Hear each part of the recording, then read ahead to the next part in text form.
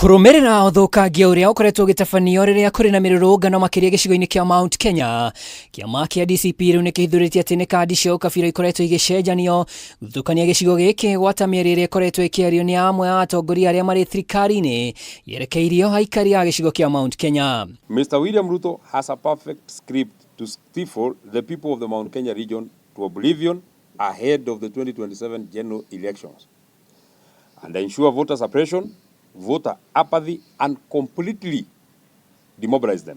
Ndumiriri iria yerekerirwo ni mwandiki munene wa DCP John Metho agerekete mirurungano ya yuthi magitetia watho wa kigina wa mwaka wa 2024 gwata mirurungano ya sabasaba iria yarumirire kiama giki gikiuga aria othe macinirwo na magithukangia matuka matire matacokirio ikinya ria kiwatho na kana guikio ngono. From the outset, we want it to be publicly known that any violence, destruction of property and loss of life in Mount Kenya region is state-sponsored.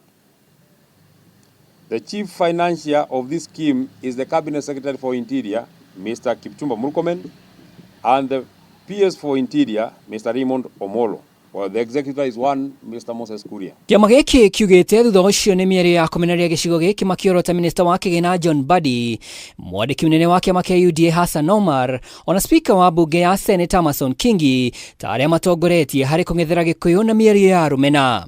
The world is more alert and ICC is closer to you than ever before.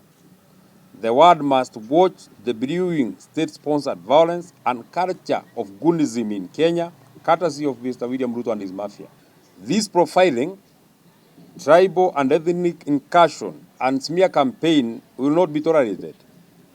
The people of the Mount Kenya region are free to live anywhere in this country and do business with others.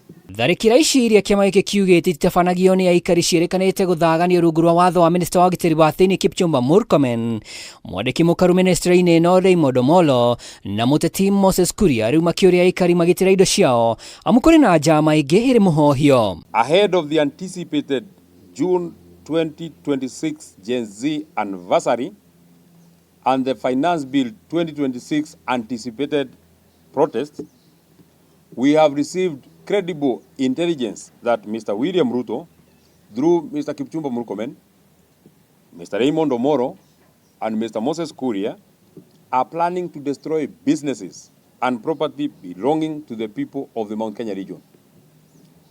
Do not allow people not from your locality to protest and destroy property and your businesses. Hado ini ha Kameme TV retware kwa ni Mwaura wa Dongo.